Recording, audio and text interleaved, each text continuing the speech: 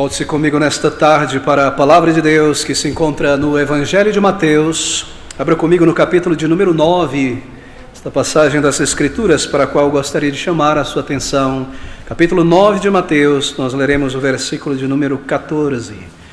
Estas palavras de Mateus pelo Espírito. Então vieram a ele os discípulos de João, dizendo: por que jejuamos nós e os fariseus muitas vezes, e os teus discípulos não jejuam?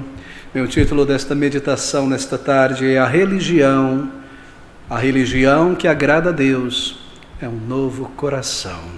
E meus queridos, em nossas considerações no Evangelho de Mateus, nós chegamos a este ponto específico da narrativa de Mateus, em que já se torna a partir de agora perceptível uma maior ousadia dos líderes judeus em tentar contradizer, se opor e afrontar o Senhor Jesus Cristo e seus discípulos. E nós percebemos isto porque há uma conexão aqui entre este versículo 14 e o texto anterior dos versículos anteriores, narrado por Mateus. Observe este versículo de número 10, os discípulos de João e os fariseus, eles vão ao Senhor Jesus Cristo, mas antes, no versículo 10, o Senhor Jesus Cristo e os seus discípulos estão reunidos em uma refeição na casa de Mateus. E aconteceu que, estando ele em casa, isto é, de Mateus, sentado à mesa, chegaram muitos publicanos e pecadores e sentaram-se juntamente com Jesus e seus discípulos. Observe agora, e os fariseus, vendo isto, disseram aos seus discípulos: por que come o vosso mestre com os publicanos e pecadores? Em outras palavras, que vergonha para vocês terem um rabino, um mestre que come, que se junta com pecadores, com publicanos. E aqui está a conexão, no versículo 14. Isso os levou a levantar novamente um questionamento. Então vieram a ele os discípulos de João, e Lucas nos diz que os fariseus também estavam juntos, dizendo: por que jejuamos nós e os fariseus muitas vezes, e os teus discípulos não jejuam? Bem, o Evangelho de Marcos nos informa que os fariseus, Lucas e Marcos, que os fariseus se juntaram aos discípulos de João o Batista neste questionamento ao Senhor Jesus Cristo. É bastante visível a partir deste ponto uma intensificação no antagonismo dos discípulos, dos fariseus, contra o Senhor Jesus, contra a sua mensagem. Bem, os fariseus, eles inclinaram aqui o coração, a mente, assim por dizer, eles incitaram os discípulos de João a irem até o Senhor Jesus Cristo com este questionamento. Poucas vezes no início eles iam diretamente a Jesus, mas aqui eles estão incitando os discípulos de João a questionarem o Salvador, e eles se aproveitam da semelhança que há naqueles aspectos externos da religião judaica, dos fariseus e também dos discípulos de João: jejum, orações em determinado momento, em certo lugar, para incitar a mente dos discípulos contra Jesus, dizendo: veja, ele não faz o que nós fazemos. Bem, eles estavam um tanto perturbados com a conduta do Salvador. Comer com pecadores, comer com publicanos, e não se unir aos líderes de Israel em Jerusalém, à academia, ao sinédrio. Ele estava por ali fazendo a obra de Deus, Jesus, pregando, curando, fazendo coisas que os líderes não poderiam negar que era da mão de Deus, mas ele não se unia aos judeus, aos líderes. Ele não praticava aqueles rituais religiosos externos trazidos pela tradição judaica, e assim eles estavam um tanto perturbados com a pessoa do Senhor Jesus Cristo, mas estavam mais perturbados especialmente com esta ausência de ascetismo religioso na vida e no ensino do Senhor Jesus Cristo e seus discípulos. Eles não jejuavam, eles não se afligiam, e João Batista tinha vindo sem comer, sem beber, assim por dizer, sem festejar. E os discípulos de João Batista estavam debaixo de uma regra semelhante, uma vida de profunda disciplina religiosa, da abstinência de alimento, abstinência rígida, assim como seu mestre, jejuns, orações em determinados momentos, tantas vezes por dia, e tantas outras restrições autoimpostas. E eles estimavam muito estes jejuns, eles estimavam muito estas cerimônias. E então eles observavam que o Senhor Jesus Cristo, a quem eles entendiam ser o Messias, porque João Batista tinha dito a respeito de Jesus: eis o Cordeiro de Deus, eis o Messias, a ele segui. Eles observam a Jesus, a quem eles entendiam ser o Messias, com uma postura externa religiosa bastante diferente da de João Batista e deles próprios, os discípulos de João Batista.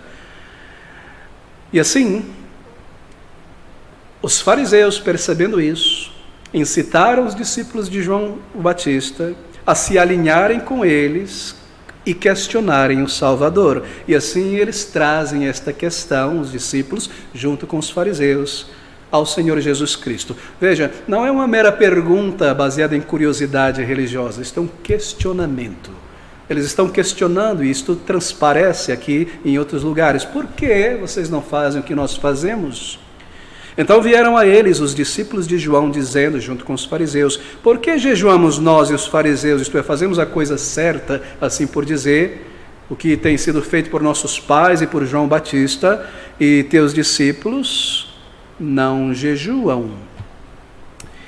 Bem, é uma questão do jejum aqui levantada pelos discípulos de João Batista. Eu creio que será proveitoso para todos nós nesta tarde entendermos um pouco mais sobre o que é o jejum bíblico antes de seguirmos por este versículo. Eu penso que isso nos ajudará a todos. Bem, o jejum bíblico. O que é um jejum? Bem, você sabe que um jejum é a abstenção temporária, em um sentido físico, é claro, literal. O jejum é uma abstenção temporária, ou parcial, ou completa, de alimentação, por um certo período de tempo. Isto é jejum, não é? Nos dizem os médicos ou o dicionário. Mas em sua conotação bíblica e espiritual, jejum, ou seu foco, não está sobre o estômago.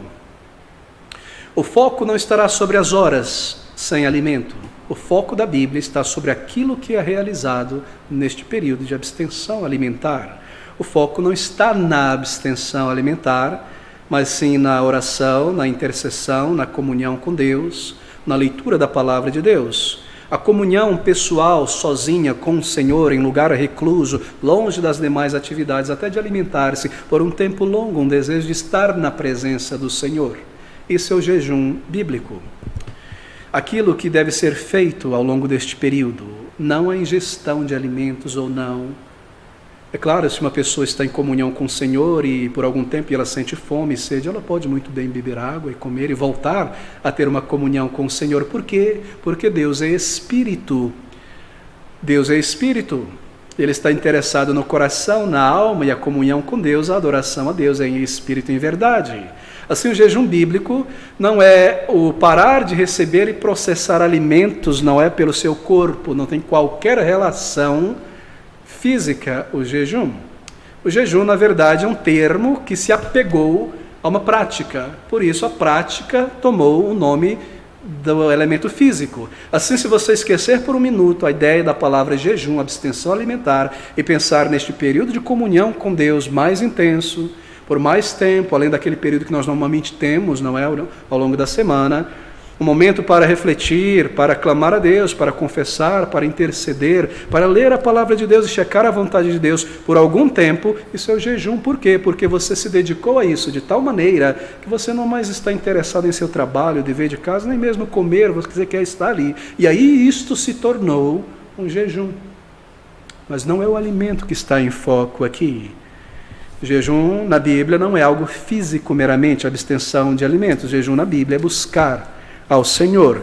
Bem, jejum era algo que fazia parte da lei cerimonial para o povo de Israel. Mas, na verdade, não há no Antigo Testamento nenhum preceito para a prática de jejuns. Você não encontrará, a não ser uma vez por ano, para toda a nação de Israel, que era o dia da expiação de pecados pela nação, quando o sumo sacerdote entraria no Santo dos Santos, ali no templo, oferecendo um sacrifício por toda a nação. Aquele seria um dia de jejum. Mas lembre que o foco não é o alimento no estômago, o foco é abatimento, contrição. E por isso eu não vou me alegrar comendo, me satisfazer, se tornou um jejum. E este elemento está presente na resposta do Senhor Jesus Cristo aos discípulos e aos fariseus, no versículo 15. E disse-lhes em resposta, Jesus, podem porventura andar tristes os filhos das bodas, ou seja, há um elemento de abatimento no jejum. Eles perguntaram, devem eles jejuar? Mas a pergunta não é, devem eles parar de comer vegetal, carboidrato, proteína? Não. Devem eles não estar abatidos? Porque jejum é isso, contrição, buscar ao Senhor, arrependimento. E o Senhor responde: podem eles estar abatidos, tristes, quando o noivo está aqui presente. Assim você não encontrará nenhuma passagem, também no Novo Testamento, lidando com o jejum de uma maneira muito extensiva, a não ser em Mateus 6. Todavia, mesmo ali, não é comandando isso, mas é mais criticando isso do que permitindo isso. Agora, não me entenda errado. Bem, a maioria das passagens do Antigo Testamento apenas nos informam que em certas circunstâncias o povo de Israel e certos indivíduos em particular jejuavam. Por exemplo, no Salmo de número 35, versículo de número 13, aqui nós temos um jejum, e o jejum ele acontece, ou melhor, este período de buscar a Deus acontece em um momento de humilhação pessoal diante de Deus. Salmo 35, versículo 13, mas quanto a mim, diz Davi, quando estavam enfermos, as minhas vestes eram o saco, humilhava a minha alma com o jejum, e a minha oração voltava para o meu seio. Aqui está o exemplo de um jejum em um período de auto-humilhação pessoal diante de Deus por pecados. Pecados e transgressões cometidas, isto é, uma confissão de arrependimento. O jejum era realizado em certas ocasiões específicas, como, por exemplo, quando uma calamidade pública sobrevinha à nação, povo de Deus. Veja 2 Samuel 1, versículo de número 12, apenas um exemplo de muitos. 2 Samuel 1:12, e prantearam, e choraram, e jejuaram até a tarde por Saul, e por Jonatas seu filho, e pelo povo do Senhor, e pela casa de Israel, porque tinham caído à espada, isto é, tinham morrido. O seu rei morreu, uma calamidade muito grande. Em Joel 1,14, não lerei, o jejum aqui representado para aqueles que estavam sob julgamento divino. Quando Deus descia a sua mão em disciplina sobre o povo, ele contrito buscava ao Senhor. Em 2 Samuel 3:35, quando a aflição privada na mente, no coração de uma pessoa, deixa eu abrir esse texto, é importante. Importante para exemplificar, Samuel 3:35. Observe essas palavras. 2 Samuel, na verdade, capítulo 3, versículo de número 35. Essas palavras. Depois todo o povo veio fazer com que Davi comesse pão, sendo ainda dia. Porém Davi jurou, dizendo: assim Deus me faça e outro tanto, se antes que o sol se ponha, eu provar pão ou alguma coisa. Havia profunda tristeza, contrição, vergonha no coração de Davi pela morte, o assassinato de Abner, general de Saul. Mas há um outro exemplo aqui, em Atos capítulo 14, versículo 23, jejum foi realizado pela igreja quando grandes decisões da igreja eram tomadas, quando eles separaram aqueles missionários Barnabé e Paulo. Assim nós aprendemos que o jejum também era realizado em ocasiões específicas. No Antigo Testamento, o jejum era sempre acompanhado de oração. Você pode ler depois Esdras 8:23, Daniel 9:3. O jejum era acompanhado de confissão de pecados para com Deus, Neemias 9. Era acompanhado de lamentação, Joel capítulo 2:12. Era acompanhado de auto-humilhação por falhas, pecados, Deuteronômio 9:18. Ou seja, há no jejum um elemento de abatimento e tristeza. Isso transparece aqui também na resposta, como eu mencionei, do Senhor Jesus Cristo aos discípulos de João. O jejum era realizado por indivíduos em certas circunstâncias. Nós lemos sobre Davi em 2 Samuel 12:16, a morte do seu filho com Batseba. Jejum, lamentação, clamor, intercessão, este é o elemento. Porque eu vou comer a minha alma, meu coração está nesta criança. O foco não era vou jejuar agora para ativar a Deus e uma bênção vir sobre mim. Comunhão com Deus. Em Neemias 1:4, quando Neemias ouviu lá em Babilônia sobre o estado da cidade de Jerusalém, cativa, destruída, e do povo de Deus em miséria, ele buscou o Senhor em contrição, em oração. Nós lemos sobre Esther, orando ao Senhor, clamando ao Senhor, jejum, antes de entrar na presença do rei para interceder pelo seu povo. Sobre Daniel, quando chegou à conclusão, pela graça de Deus, sobre o tempo da saída do povo da Babilônia e o seu retorno a Jerusalém. Ana, em Lucas 2:37, que servia a Deus no templo com jejuns e orações. E também os crentes em Atos 13, como mencionei antes da escolha dos apóstolos, aqueles discípulos que seriam missionários. Bem, no Novo Testamento o jejum ele é mais condenado do que exaltado. Veja Mateus 6, versículo 16. E quando jejuardes, diz o Salvador, não vos mostreis contristados como os hipócritas, porque desfiguram os seus rostos para que aos homens pareça que jejuam. Não é? Desfiguram, sai de lá com a olheira, magrinho, estou fraco, todo mundo vê que eu faço jejum, para que aos homens pareça que jejuam. Em verdade vos digo que já receberam seu galardão. Tu, porém, quando jejuares, unge a tua cabeça e lava o teu rosto, para que não pareças aos homens que jejuas, mas a teu Pai que está em secreto, e teu Pai que vem em secreto te recompensará publicamente. Assim, veja Lucas também 18:12, rapidamente. O jejum aqui parece ser mais condenado, a maneira como era realizada, do que promovido. Lucas 18:12, a declaração de um fariseu: jejum 2 vezes na semana, normalmente na quinta e na terça e na sexta eles jejuavam 2 vezes na semana e dou os dízimos de tudo quanto possui. Literalmente, assim era esse judeu religioso, não é? Ele jejuava 2 vezes na semana, porque diziam ele, foi quando Moisés subiu ao monte para receber as tábuas de Deus pela segunda vez e desceu. Foi na terça e desceu na sexta. Davam um dízimo de tudo, não é? O cabelo está crescendo, vou oferecer uma partezinha pequena pendurada aqui para Deus. Do coentro, do cumim, do etc, etc, etc. Eles criavam e aumentavam suas regras religiosas. E aqui o jejum é colocado nesse contexto de uma cerimônia religiosa. Você quer conhecer qual é o espírito e a essência de um jejum bíblico? Está em Isaías, capítulo 58, veja comigo rapidamente, Isaías 58, 6 e 7. Está o verdadeiro espírito desde sempre, a verdadeira essência desde sempre do jejum. Isaías 58, versículos 6 e 7. Porventura não é este o jejum que escolhi? Ou seja, ele está usando o termo técnico aqui para referir àquele abatimento pessoal, aquela cerimônia. Porventura não é este o jejum que escolhi, que soltes as ligaduras da impiedade, que desfaças as ataduras do jugo, e que deixes livres os oprimidos, e despedaces todo o jugo? Porventura não é também que repartas o teu pão com o faminto, e recolhas em casa os pobres abandonados, e quando vires o nu, o cubras, e não te escondas da tua carne, então romperá a tua luz como a alva, e assim a bênção do Senhor. Esse é o espírito do jejum em todos os tempos. Jejum não é deixar de comer, queridos amigos. Foco é espiritual e não estomacal. Jejum bíblico não é uma forma de a dieta alimentar para o cristão. O cristão tem sua dieta alimentar ao jejum. Não é uma espécie de limpeza, purgamento, recarga espiritual pelo jejum. Não é um método ou uma forma espiritual para conseguir coisas, favores, benefícios de Deus. Ou eu vou me martirizar aqui, isso vai tocar a Deus, porque Ele é como um pai, se eu fizer aqui, eu não vou comer, greve de fome, Ele vai me dar o que eu quero. Não, de maneira alguma.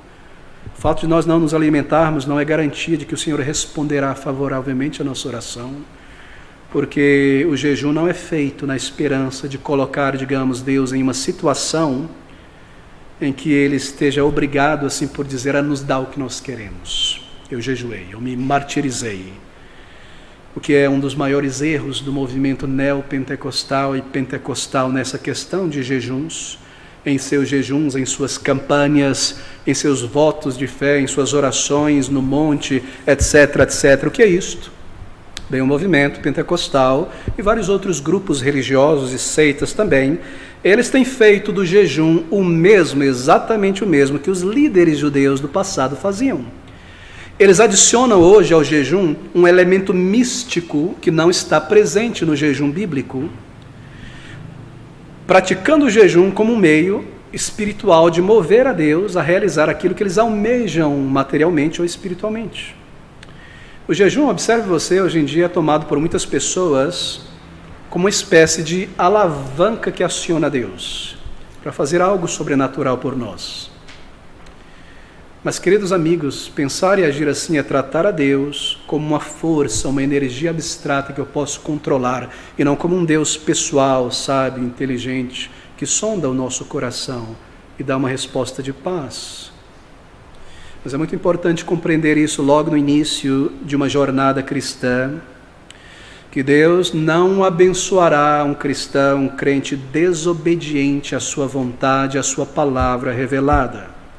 Aqueles que colocam de lado a sua palavra e os meios da graça de Deus, aqueles meios que Deus estabeleceu para a nossa bênção, que é a oração, estudo sério da palavra, santificação, congregação com o povo de Deus, por mais que jejuem, por mais que se sacrifiquem, o Senhor não responderá. É claro que não. Alguns evangélicos encaram o jejum como um meio de solavanco espiritual. Veja, eu tenho observado isso muitas vezes. Muitos não oram com continuidade e seriedade, com sinceridade, não estudam, apenas leem de carreirinha a Bíblia, não estudam a palavra de Deus comparando, para conhecer a vontade de Deus. E assim, por não fazer isso, não conhecem a vontade de Deus revelada na palavra, de maneira que não sabem viver uma vida agradável ao Senhor.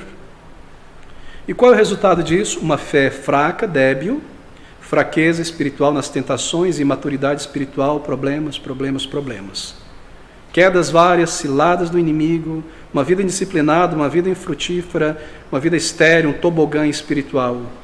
Porque não conhecem a vontade de Deus, não andam em sinceridade. E então, quando elas se veem nesse buraco espiritual, assim por dizer, para saírem desse lugar terrível em que se encontram espiritualmente, de uma maneira fácil, é claro, instantânea, sem mortificação do pecado, sem mortificação do ego, sem esforço, sem crescimento espiritual, para sair de tudo isso, lhes é oferecido o jejum, como uma solução espiritual urgente.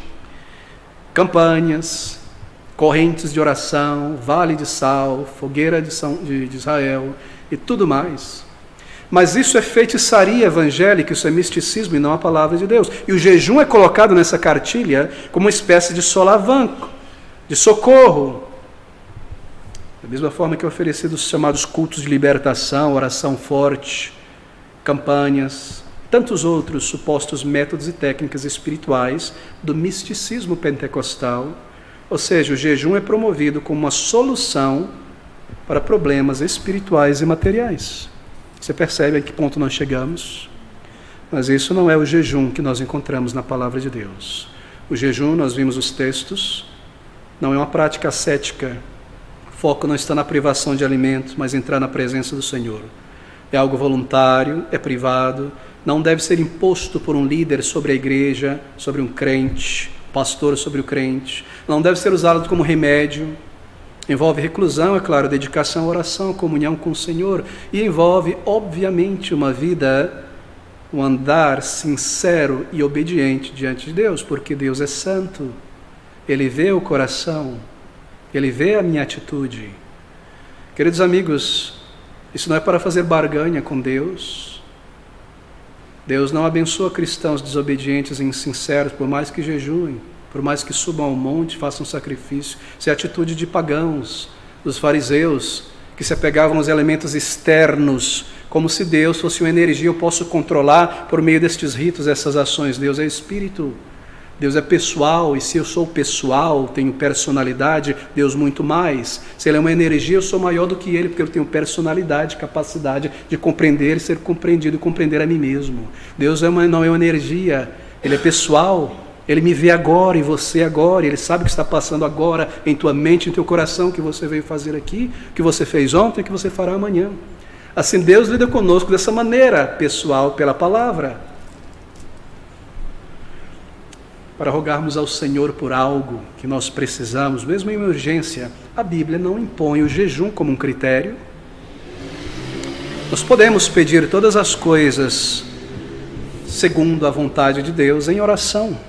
E nós temos a promessa de que se nós fizermos assim, segundo a vontade de Deus, Ele responderá. Ele não impõe o jejum para isso. É claro, em certas situações, o jejum, ou melhor, aquele tempo com o Senhor, mais intenso, mais longo, em que eu deixo de lado até o alimento e as preocupações, é o momento de mostrar a Deus, em particular, sozinho em meu quarto, nossa total dependência dEle, não é? Nossa pequenez, nossa fragilidade, o nosso anseio pela graça, pela intervenção dEle, sim, em nossa vida, em alguma situação. Não se deve tomar esta comunhão com Deus e transformá-la em um rito. Essa é a característica de uma religião morta. A religião morta, ela pega a palavra de Deus, no lugar de ler e entender, põe lá na escrivaninha, no lugar central, e o povo beija e toca esse objeto aqui. Isso é misticismo. Misticismo. Misticismo transforma doutrina em um amuleto. A doutrina, o sangue de Jesus, se refere à sua obra expiatória no Calvário no lugar de pecadores. O misticismo pega a palavra sangue de Jesus e fala, sangue de Jesus, está amarrado, isso e aquilo. Isso é misticismo. A palavra de Deus é um texto que deve ser lido, compreendido, e nós nos submetemos à palavra de Deus. Então, crescimento, bênçãos espirituais. Eu me recordo, cheguei a pontos absurdos, essa questão do jejum, não é? Mas deixa de lado e trazer um exemplo, mas nós precisamos seguir em frente. Deus irá responder o nosso clamor. E em sua resposta às nossas orações, Ele poderá responder nos dando maior conhecimento da sua vontade na palavra. Talvez nós temos pedido a Deus muitas coisas dessa vida. E porque Deus ouve o crente, e Ele sabe o que é melhor para nós, Deus, na sua sabedoria, no lugar às vezes de nos dar o que nós pedimos especificamente, talvez nos dê um apetite menor pelas coisas terrenas. Reduza isso em nós. Ele é mais sábio. Ou talvez Ele nos dê uma dívida, um senso, de dívida maior por Cristo, mais gratidão, talvez maior dependência da sua graça. E é claro, muitas vezes, mesmo aquelas petições específicas que nós fizemos a Ele. Porque Deus é sábio, querido, nós não podemos controlá-lo. E nós falhamos e erramos muitas vezes. Às vezes, no lugar de pedir um ovo a Deus, nós pedimos um escorpião. No lugar de pedir um pão, nós pedimos uma serpente. E Ele, que é um Pai celestial, não dará serpentes e escorpiões aos seus filhos e filhas. Por isso nós não devemos, ao orar a Deus, tentar de uma maneira artificial visualizar uma bênção, a cor, o tamanho, o que é que vai ser, e pedir a Deus. Isso é errado. Nós oramos ao Senhor segundo a vontade do Senhor. E o jejum não pode ser transformado em um amuleto, em algo místico, porque não é jejum para o estômago, é comunhão com o Senhor. Eu já deixei de lado outras coisas, eu sinto que devo vir à presença do Senhor, eu tenho andado talvez errado, ou eu desejo clamar a Deus pela vida de alguém, ou uma situação difícil se levantou. Eu vou desligar a televisão, o celular, o trabalho, eu vou buscar um lugar tranquilo, deixar tudo de lado, para adorar a Deus e vou verificar a sua vontade sobre essa situação na Bíblia e clamar e continuar orando e confessar os meus pecados. E o tempo está passando, eu nem mesmo vou buscar fazer um sanduíche ou comer, eu quero ficar aqui. E o que acontece? Isso se tornou o jejum. Mas o foco não está na comida, está na comunhão com o Senhor. Bem, queridos, eu me delonguei neste ponto, não é nosso foco, mas eu creio que eu deveria ter tocado neste assunto para esclarecer mais. Bem, volte-se comigo ao nosso texto, versículo de número 14 novamente, Mateus 9, 14. Então vieram a ele os discípulos de João, dizendo, por que jejuamos nós, e agora você entende o que isso quer dizer, e os fariseus muitas vezes, e os teus discípulos não jejuam? Bem, deixe-me fazer um parênteses para defender aqui os discípulos. Eles jejuavam porque o Senhor Jesus Cristo já tinha ensinado isso no capítulo 6, só que eles faziam isso em secreto. Por isso os fariseus e os discípulos de João não os viam jejuando, mas eles faziam isso em público, na praça pública. Porque nós não os vemos tocando trombeta e jejuando em praça pública. Bem, fecho parênteses aqui em defesa dos discípulos do Senhor Jesus, mas a resposta do Salvador é muito mais contundente na defesa. Bem, aqui nós estamos neste versículo. Por que jejuam os discípulos de João, os fariseus, muitas vezes, e os teus discípulos não jejuam? Bem, eles estimavam muito os seus jejuns frequentes. E é claro, todos os aspectos externos da religião, que é amado por pessoas não convertidas. E eles queriam que todo mundo se submetesse àquela forma autoimposta de religiosidade externa. Por que eles não jejuam? Por que fulano não jejua? Etc, etc, etc. E aqui está a resposta tão maravilhosa, magnífica do Senhor, e nós nos concentraremos nestes dois versículos. E disse-lhes Jesus, podem porventura andar tristes os filhos das bodas, enquanto o esposo está com eles? Bem, os filhos das bodas, você sabe, é uma palavra arcaica em português para casamento, não é? A festa depois do casamento, as bodas do casamento. Jesus, Ele é o noivo celestial que veio a este mundo para levar, trazer, tomar para si mesmo uma igreja, a igreja, a noiva, a igreja que Ele tanto, tanto amou. Ele veio do céu a este mundo. Como noivo, Israel vinha da sua casa em procissão com seus amigos buscar a noiva na casa do Pai para as bodas. No Novo Testamento, Cristo é comparado a um noivo, sobretudo em Apocalipse 19:7, o Cordeiro de Deus, a noiva do Cordeiro, uma representação da obra do Senhor. E os seus apóstolos aqui, os seus discípulos, eram os amigos do noivo acompanhando o noivo que veio buscar a noiva. E se é um noivado e um casamento e a bodas, então a festa, a alegria. E enquanto o noivo estava com os amigos, não poderia haver tristeza. E esta é a resposta. E disse-lhes: podem porventura andar tristes os filhos das bodas, abatimento, jejuando desta maneira farisaica, enquanto o esposo está com eles? Não, é incongruente. Esse é um momento de alegria. Os amigos do noivo jejuarem quando o banquete, a celebração e as flautas e a música e tudo está acontecendo. Não, nós vamos jejuar agora e nos mortificar dessa maneira farisaica. O Senhor está perguntando, é uma questão. Podem os amigos do noivo se entristecerem quando o noivo com quem eles se alegram está presente? De maneira alguma. De maneira alguma. Poderiam os discípulos do Senhor estar tristes quando ele estava realizando milagres, curando pessoas, ressuscitando pessoas, trazendo nova vida a pessoas, levantando paralíticos? Poderiam os discípulos estar tristes neste momento, enquanto eles ouviam dos lábios do Senhor Jesus Cristo palavras que nenhum homem jamais declarou, senão o Salvador, palavras de vida eterna? Queridos amigos, a vinda do Senhor Jesus Cristo não trouxe calamidade, mas sim salvação. Por isso, essa resposta. E disse-lhes Jesus: podem porventura andar tristes os filhos das bodas enquanto o esposo está com eles? E na sequência da resposta, nós temos a primeira indicação no Evangelho de Mateus, a primeira da crucificação do Senhor Jesus Cristo. E ele diz na sequência: dias, porém, virão em que lhes será tirado o esposo, e então se entristecerão, e então jejuarão. Não é maravilhoso, queridos amigos? É muito comovente a calma e a simplicidade com que o Senhor declara a sua morte. Dias virão em que lhe será tirado o esposo, ele próprio. Ele seria tomado dos discípulos, traído, maltratado, crucificado, morto e sepultado. E então jejuarão. E eles jejuaram, isto é, eles se entristeceram. E se entristeceram profundamente ao ver o Salvador na cruz, ao vê-lo sendo colocado no sepulcro. Mas mesmo aqui, não é?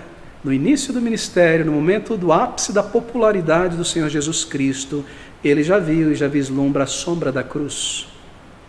O noivo nem sempre estaria com seus amigos, ele seria tirado.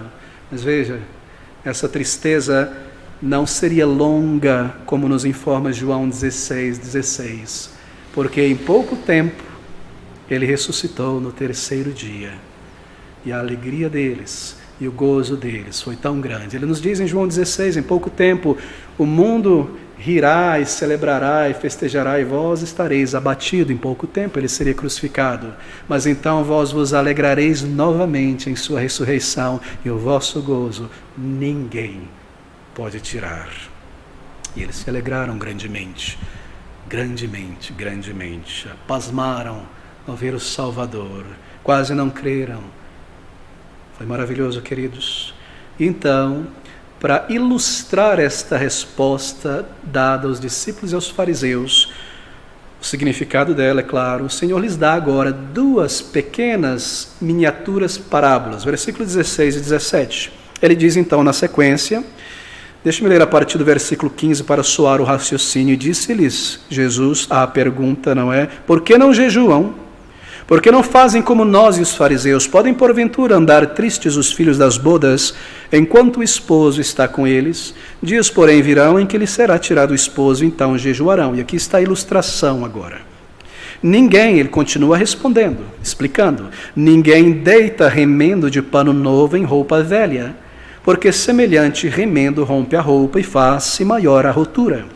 Nem se deita vinho novo em odres velhos, aliás, ou do contrário, rompem-se, fazendo isto é, rompem-se os odres, E entorna-se o vinho e os odres estragam-se, mas deita-se vinho novo em odres novos, recipientes novos, e assim ambos se conservam. É maravilhoso, querido amigo. Maravilhoso essas palavras. Com essa ilustração, o Senhor Jesus, ele responde mais uma vez, firma a sua resposta àqueles homens. E o que ele está dizendo aqui, e este é o significado inicial ou primário da resposta, ele está dizendo àqueles fariseus, aos discípulos de João, que a nova ordem que ele trouxe, a nova ordem das coisas trazidas pelo Salvador, trouxe cura para os enfermos, vista para os cegos, vida para os mortos, purificação de leprosos, comida a famintos, restauração de movimento aleijado, perdão a pecadores tão necessitados, salvação de perdidos. Tudo isso, essa nova ordem, não podia ser colocado dentro, não poderia ser encaixado na velha ordem judaica. Ninguém deita, costura, remendo de pano novo em roupa velha. Não se coloca vinho novo em odres velhos. É isso que ele está dizendo aqui, é claro. Claro, o Senhor não está negando a lei de Moisés, nós já vimos isso no capítulo 5, ele não veio para colocar a lei de lado, mas para cumpri-la. Isso está ilustrado aqui.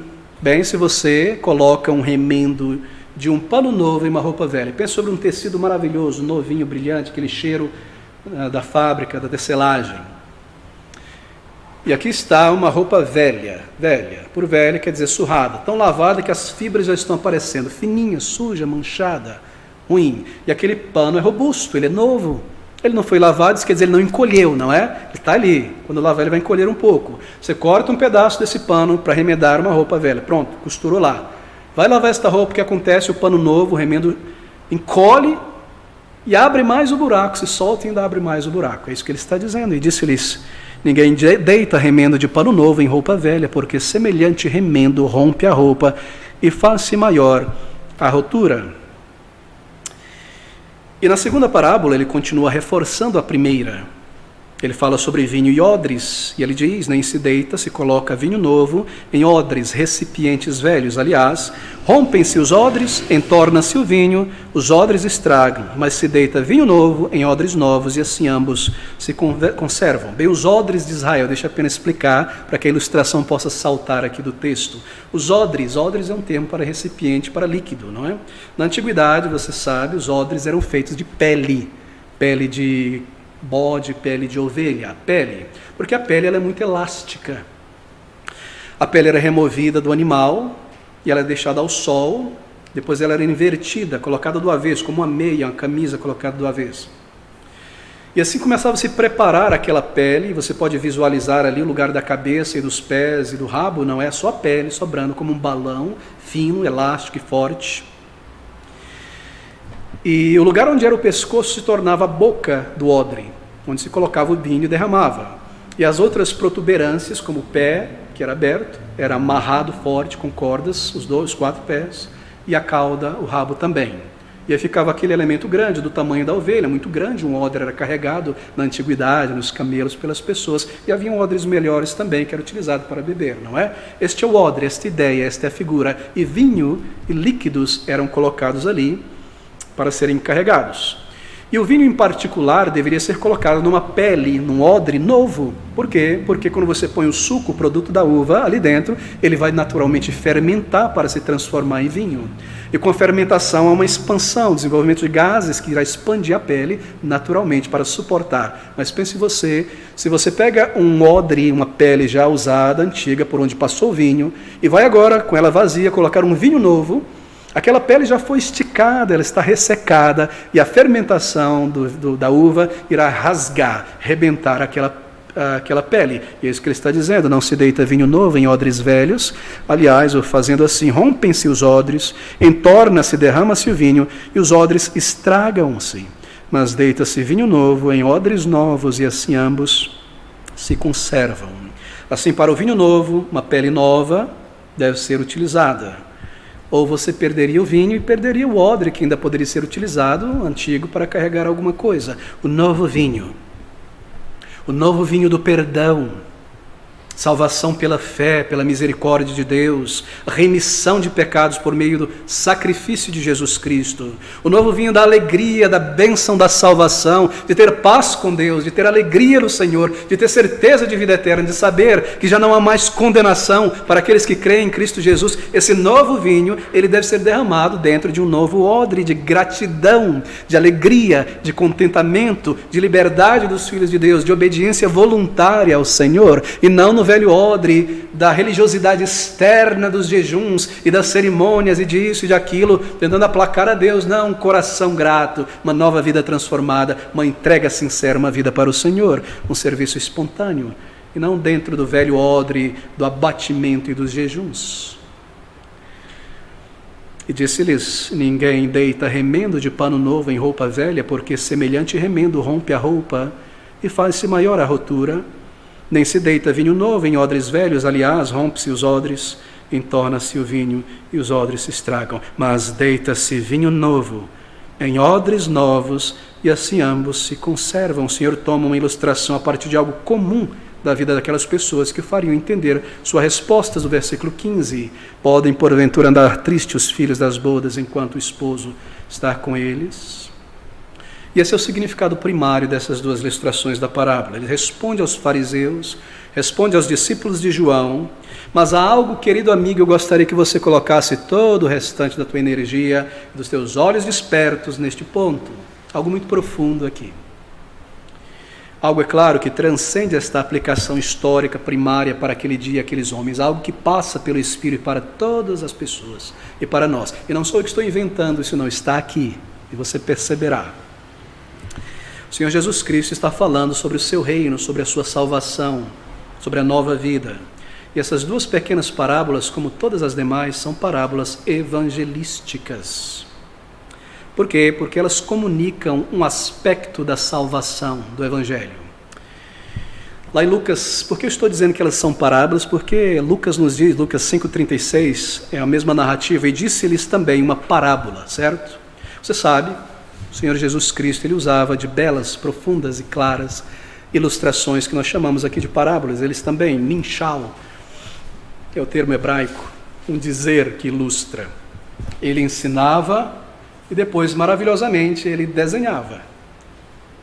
Ele explicava, ele era o mestre dos mestres. E você sabe que em seu ensino há muitas e muitas parábolas. E parábolas são mini-retratos do Evangelho. Alguns menores, outros maiores, fotos 3x4, tanto por tanto, são várias parábolas que retratam um aspecto do Evangelho de Jesus Cristo, do caminho de salvação. Há bastante Evangelho nas parábolas. Eu não entendo porque pastores contemporâneos desprezam as parábolas e os milagres de Cristo. Eu espero que ninguém aqui subestime as parábolas e os milagres de Cristo. Tenho grande apreciação por elas, porque aqui está o caminho de salvação ilustrado e é tudo que nós precisamos. Bem, os líderes, como eu disse, estavam confusos sobre Cristo. Eles viram seus milagres, ouviram sua mensagem. Esses líderes, no início, esses fariseus, saduceus, eles queriam ter o Senhor Jesus Cristo no seu time. Eles queriam que Cristo jogasse no seu time. É claro, ali estava aquela instituição religiosa arcaica, decadente, corrompida. A lei que Deus deu para o povo, por Moisés, tinha sido tão acrescentada, mudada e deformada. E aquele povo, só com sua conversa, o seu ensino, sem autoridade bíblica. E de repente aparece Jesus, um profeta de Deus, curando, fazendo milagre, ressuscitando os mortos, ensinando a lei em seu espírito. Eles ficaram maravilhados e confusos. E por um tempo eles queriam que Jesus se unisse a eles. E é isso provavelmente que esteja por trás daquele encontro no capítulo 3 de João, entre Nicodemos, um príncipe, um líder entre os fariseus, e o Senhor Jesus. Nós cremos que o sinédrio, os anciãos enviaram Nicodemos para tentar, assim por dizer, passar a lábia em Cristo, convencê-lo, atraí-lo, chamá-lo para o time deles. Ó Senhor, de noite para não ser visto por ninguém. Ó Senhor, Tu és realmente vindo de Deus, Tu fazes esses milagres, ninguém poderia fazer se não fosse de Deus. E Cristo corta Nicodemos e sua conversa pela raiz, e simplesmente põe diante dele esta verdade que ele está proclamando aqui. Você precisa nascer de novo, Nicodemos. O seu currículo religioso de jejuns, batismo, isso, crisma, circuncisão, passe, o que quer que seja, isso não pode te levar ao céu. É um coração transformado, e isso só vem de Deus. Mas a sua tentativa foi de tentar trazer Jesus para o time, para eles. E a resposta de Cristo aqui e lá é que ele não poderia autenticar uma instituição corrupta se juntando a ela. Se somente eles pudessem trazer Jesus, não é? Ali estariam eles, os líderes. Isso teria brilhantado o judaísmo daqueles dias. Eles queriam um operador de milagres. 400 anos sem nenhum milagre. Mas se o Senhor Jesus se unisse a eles, a sua missão seria estéril. Ele teria, assim, dignificado uma instituição corrupta. E essa parábola é a primeira resposta do Senhor Jesus a eles, nesse sentido. A aplicação primária é para aqueles judeus, dizendo que o panorama religioso da época necessitava de mudança total. Qualquer tentativa de reformar, remendar a religião judaica falharia. O judaísmo corrompido não pode ser melhorado. Este é o ensino primário, eu volto a mencionar. O Evangelho, ele está dizendo, essa boa nova que eu trago de salvação, você não pode pegar uma parte só dele e manter o velho, os ritos, salvação por obras. Você não pode fazer isso. Ele está ensinando que fé e obras não se misturam para a salvação. Por quê? Porque é pela graça de Deus que nós somos salvos, por meio da fé nos méritos de Jesus. Isto não vem das obras, diz o apóstolo Paulo, para que ninguém se glorie. Me sacrifiquei, jejuei, fui um bom religioso, um bom cidadão. Você não pode tomar um remendo do Evangelho e juntá-lo com religiosidade humana. Agora, isso não acontecia somente naquele período, as pessoas fazerem isso. Porque há pessoas, hoje, que tentam tomar, e esse foi o meu caso, que tentam tomar um pouco da moralidade do Evangelho, do cristianismo, mas rejeitam o resto. Há muitas pessoas fazendo isso. Porque no fundo elas creem que podem fazer por merecer a salvação. Como? Pelo exercício da caridade, de liturgias. Elas precisam apenas de uma ajudinha de Deus, elas seguem pelos ritos, as cerimônias. O que elas estão fazendo? Como eu, elas estão tomando um pedaço da mensagem do Evangelho para de alguma maneira remendarem suas velhas vidas. Mas qual a vantagem, querido amigo, em respeitar profundamente a mensagem do Senhor Jesus Cristo, se eu não a obedeço? De ter uma Bíblia e beijá-la, se eu não ouço e respondo à mensagem? Se eu não reconheço os meus pecados, se eu não busco a salvação? A mensagem dele é sobre perdão de pecados, por meio da fé nele em arrependimento de pecados. Eu permanecerei condenado. Não me ajuda, não é? Adotar certos princípios cristãos, belos, maravilhosos, como, por exemplo, a mensagem de amor da Bíblia, o Sermão do Monte, as bem-aventuranças, respeito ao próximo, cortar assim um pedaço da mensagem do Evangelho, enquanto eu rejeito aquela outra parte que me diz que eu sou um pecador diante de Deus, e eu estou condenado, e as minhas boas obras são como trapo de imundície diante de Deus, não pesam o suficiente na balança da minha culpa, e eu preciso da graça de Cristo, na fé nele somente, em arrependimento para a salvação. Não adianta eu tomar, qual a vantagem de tomar assim um pedaço da mensagem do Evangelho, enquanto eu rejeito esta parte que diz que eu sou um pecador, que eu preciso buscar a Deus e reconhecer diante dele a minha transgressão e me humilhar, implorar pelo seu pecado. Eu não quero isso, eu não quero esta parte, ela não combina comigo. Essa minha roupa de justiça é maravilhosa. Tem uma falhazinha aqui, me dá um remendo do Evangelho, vou subir uma escadaria de joelho, vou dar uma cesta básica, vou na igreja todo dia, vou numa campanha de oração, vou buscar um passe, vou remendando aqui, mas eu sou maravilhoso. Eu não sou um pecador, eu não sou perfeito. Mas não é isso que a Bíblia diz. A Bíblia diz que nós somos pecadores. Por isso nós fazemos coisas imperfeitas. É um estado de natureza e nós precisamos de um novo coração, não um remendo no coração, uma nova vida. E esta nova vida só vem do Senhor, baseada em arrependimento de pecados para com Deus e fé no Senhor Jesus Cristo. Algo que é chamado na Bíblia aqui de conversão. E essa parábola do Senhor fala sobre isso, sobre a necessidade de transformação completa antes que uma pessoa passe, suba para a eternidade. É o que a Bíblia chama de nascer de novo, conversão, salvação, perdão de pecados, todos sinônimos. Essa parábola do Senhor é uma lição muito profunda, não é? Sobre a verdadeira condição da alma diante de Deus. e é sobre a nova vida na conversão. E nós temos só alguns minutos, querido amigo, eu gostaria de concentrar só nesta primeira parte, nessas duas parábolas aqui, o significado delas. Observe como é maravilhoso, como transcende e chega a nós, esse foi o objetivo do Espírito em preservá-la aqui ao longo da história. Versículo de número 16, ninguém deita remendo de pano novo em roupa velha, porque semelhante remendo rompe a roupa e faz-se maior a rotura. Agora observe neste quadro branco esta ilustração aqui do Senhor Jesus Cristo. Ele chama a atenção daqueles discípulos, ele responde, e de repente ele chama a atenção para uma ilustração, e os olhos daqueles discípulos começam como que a acompanhar o que o Senhor Jesus está ilustrando ali.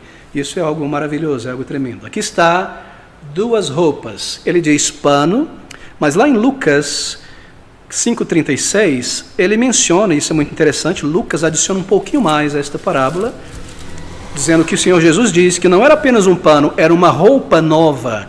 Lucas 5,36. Observe.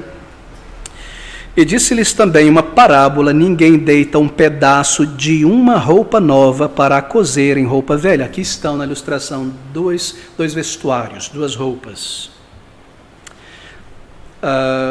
Há uma roupa nova, novíssima, e há uma roupa usada, gasta.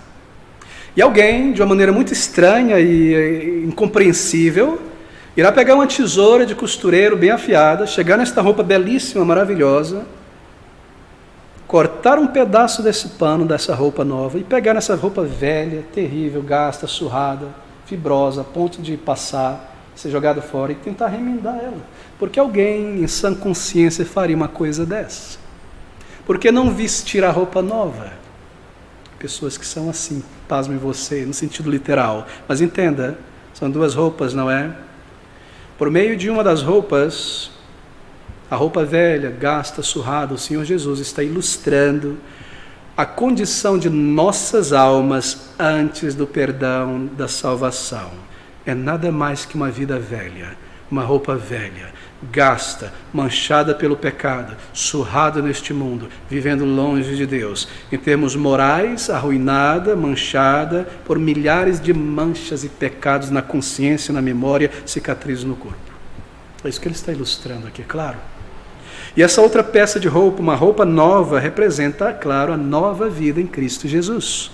A vida que ele dá, que ele constrói gratuitamente no caráter de uma pessoa, um caráter transformado, um novo coração, uma nova mente, pureza por dentro, um novo início, uma vida para Deus, para o alto, não para este mundo, para a terra. Pense sobre esta roupa velha da parábola do Salvador. Ela realmente descreve a condição humana antes de buscarmos a Deus. Como aquela roupa velha, gasta, surrada, e essa roupa velha ela só serve para ser descartada. E o nosso caráter e a nossa natureza sem Cristo é a nossa pior posse. E nos levará à condenação e às chamas se nós não formos transformados, perdoados, renovados por Deus antes. É isso que o Senhor Jesus está dizendo aqui. Como aquela roupa velha, uma roupa velha, um tecido velho, um algodão que já foi lavado, batido na pedra, você está quase vendo as fibras se soltando, você vê através dela. Esta roupa rala, ela representa a nossa vida, uma pessoa sem Cristo, tão rala, tão insubstancial em conhecimento espiritual, tão insubstancial em conhecimento das coisas eternas, mais importantes e duradouras. Oh, meus amigos, às vezes eu tive a oportunidade de conversar com algumas pessoas importantes por aí, e altamente inteligentes. Mas quando você sai de questões dessa terra, filosofia, política, economia, medicina, remédio, isso e aquilo, e você começava a falar sobre as questões mais profundas, existência, propósito, a alma, a eternidade, o que vem após a morte, você percebia a ignorância das pessoas. A ignorância. Aquela repetição absurda, horrível, fraca, sem conhecimento, que ouviu, que pegou dali, Deus, isso, aquilo, nunca checaram na palavra de Deus, nunca pararam para pensar, mesmo que de uma maneira racional, filosófica, sobre a alma, sobre a vida, sobre a fé, sobre Deus, sobre como buscá-lo. Assim somos nós, uma roupa velha, rala, nós somos superficiais em relação às coisas mais importantes. Uma roupa velha É claro, uma roupa gasta, rala, ela não vai te prover aquecimento, não é? Calor, tem que sair no inverno com um tecidozinho de algodão fininho. Uma calça jeans surrada, lavada, embranquecida. Assim como esta roupa velha que não provê aquecimento, as nossas almas, sem a salvação, sem o perdão, não possuem verdadeira alegria, não possuem verdadeira paz interior, este calor, esta vida, toda a alegria, toda a satisfação que nós temos sem Cristo vem de fontes exteriores, de prazeres passageiros. Já havia alguém na rua tomando uma garrafa de vodka, de cachaça, para se aquecer no frio? Estou quentinho. A pessoa está quase tendo uma hipotermia ali. É artificial. Sem Cristo, sem a paz que Ele dá pelo perdão, a certeza de vida eterna, eu não tenho paz duradoura, eu não tenho paz verdadeira. Há dúvidas, há temores, há incertezas. As coisas que me satisfazem, elas não duram, somente duram no período em que as tenho. Quando eu não as tenho, eu já não tenho mais aquela satisfação, aquela paz, aquela alegria. Esse é um sintoma de uma vida que não buscou a Deus, de não recebeu o Espírito de Deus na conversão. O Senhor Jesus Cristo prometeu àqueles que nele crescem e o buscassem de todo o coração, que aqueles que bebessem da água que Ele dá, isto é, sua verdade, sua salvação, rios de água viva fluiriam. Isso Ele aponta para a paz e a alegria, o senso de vida e propósito, e a certeza para além do túmulo, a certeza de vida eterna. A nossa alma, a nossa vida sem Cristo é uma roupa velha, querido. A nossa roupa velha e usada, o vestuário da nossa alma não convertida. E esta roupa velha, ela é profundamente manchada. Há manchas ali que não saem mais.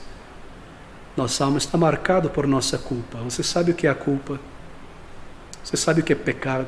São coisas diferentes. O pecado são nossas ações contra a lei de Deus, nossos pensamentos, a moção da nossa alma contra a vontade de Deus. Os 10 mandamentos declaram isso. Fornicação, adultério, a mentira, o ego, a vaidade, a ira, tudo isso. Tudo que nós cometemos contra a luz da verdade, pecados, ações. Mas quando um pecado é cometido, ele gera algo, e este algo é a culpa na consciência. E embora a ação, o pensamento, a atitude ficou para trás, já foi feita, a culpa me acompanha. A culpa é uma mancha que ficou em mim. E para que a mancha, a culpa seja removida, o pecado precisa ser lidado.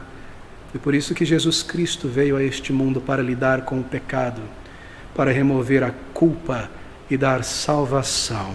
Uma roupa velha, quanta mancha há dentro de nós, anos e anos de pecados acumulados. Eu me lembro quando eu era garoto, morando numa pequena cidade, numa vila, até os 8 anos de idade, com meus pais, no interior do Tocantins. Meu pai era um missionário ali, não havia asfalto nas ruas, era uma pequena vila, a gente vivia livre, correndo como crianças, íamos para a fonte, e quando íamos para a fonte, aquelas senhoras trazendo suas trouxas de roupa, não havia encanamento, máquina de lavar, para ir para a fonte, abriam as fontes ali, a roupa ali, tinha uma pedra, e começava a molhar, ensaboar, e bater, e eu lá só pulando, nadando e olhando aquela coisa. Mas para que isso? Para que maltratar a roupa?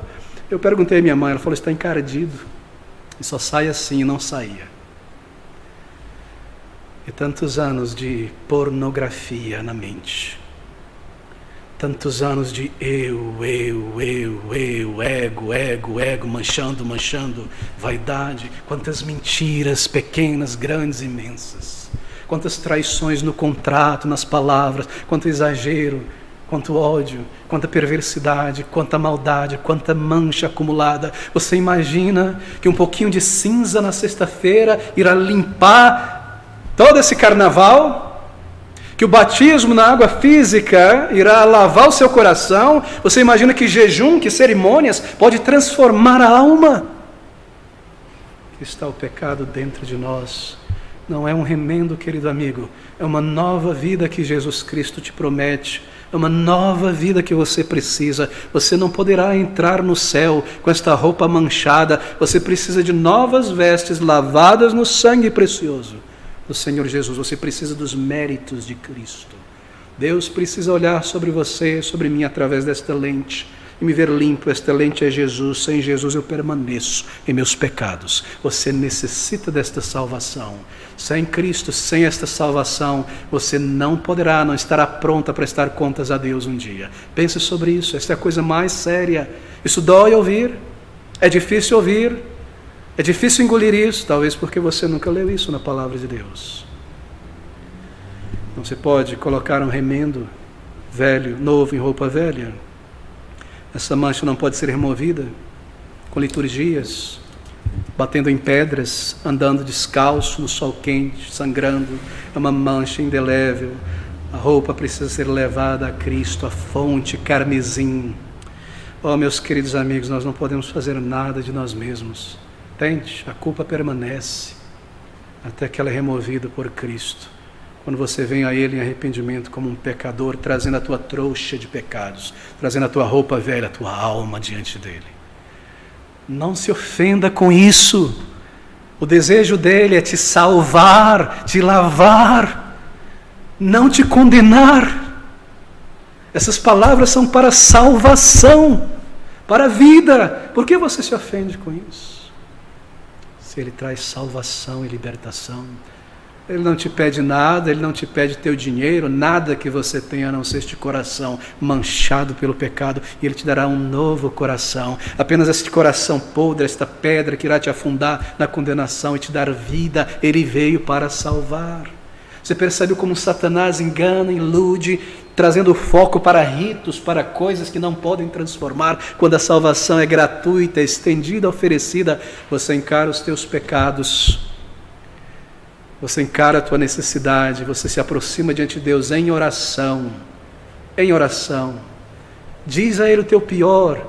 Diga que você crê no que Cristo fez por você, se você vem a Ele. Se entregue, peça por perdão e salvação, e Ele te dará. Essa é uma promessa do Salvador. Esta roupa nova é recebida das mãos de Jesus. É uma nova vida, uma nova natureza, uma transformação na conversão, vida espiritual, respostas de oração.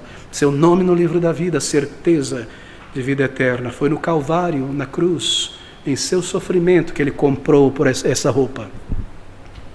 Foi ali que Ele adquiriu os méritos, uma vida perfeita, um sacrifício perfeito. E agora, por sua vida, pelos seus méritos, este caminho que conduz ao céu, sem pedágio, sem pedágio. Venha a Cristo, como você está. Ele pagou o que é necessário. Queridos amigos, esse perdão está disponível em Cristo. Esta roupa nova, ela está em oferta nesta tarde. Uma oferta gratuita. Esta a vida oferecida pelo Salvador. Você a deseja? Quem poderia preferir uma roupa velha, suja, para ir a uma boda, a um casamento, do que uma roupa nova, superior, maravilhosa e aceitável, porque você precisa da roupa certa para entrar na boda, e preferir chegar como um trapo orgulhoso ali? Quando você vê a tua necessidade, aqui está, versículo de número 17. Que palavras tão profundas do Senhor. Eu devo concluir. Nem se deita vinho novo em odres velhos. Aliás, rompem-se os odres e entorna-se o vinho.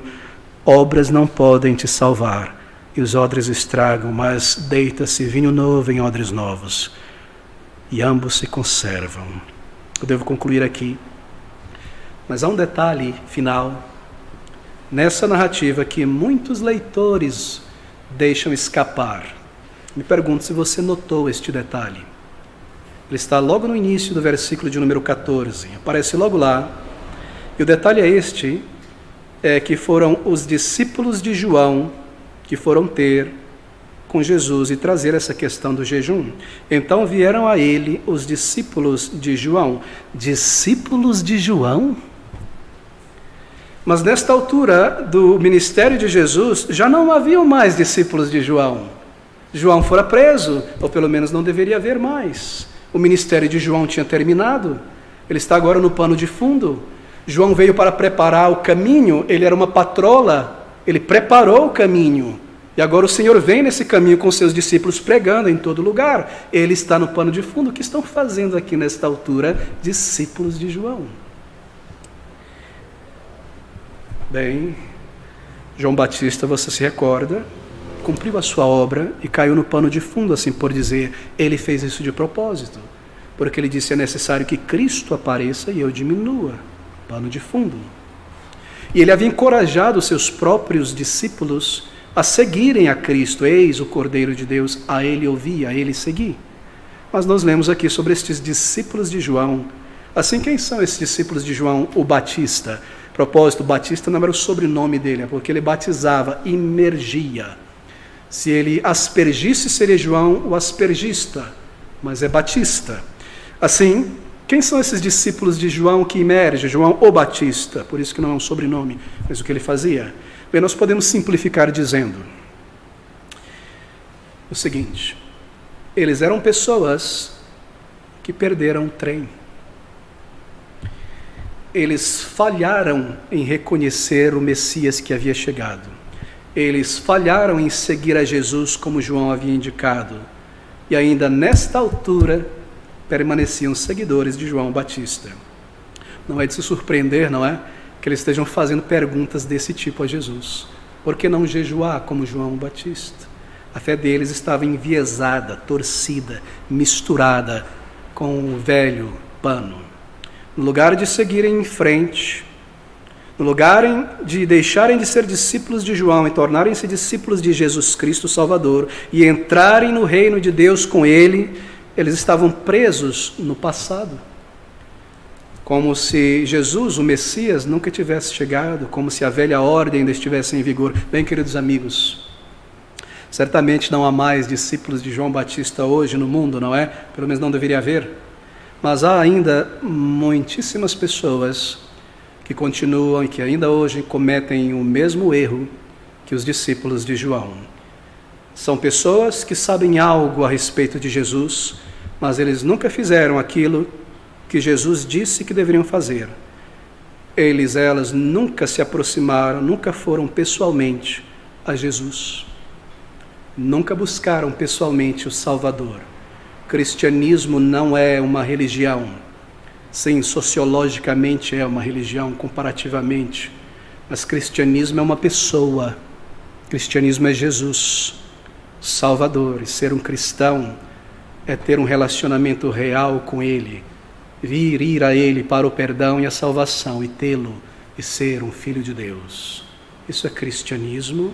Eles nunca fizeram aquilo. Nunca foram pessoalmente.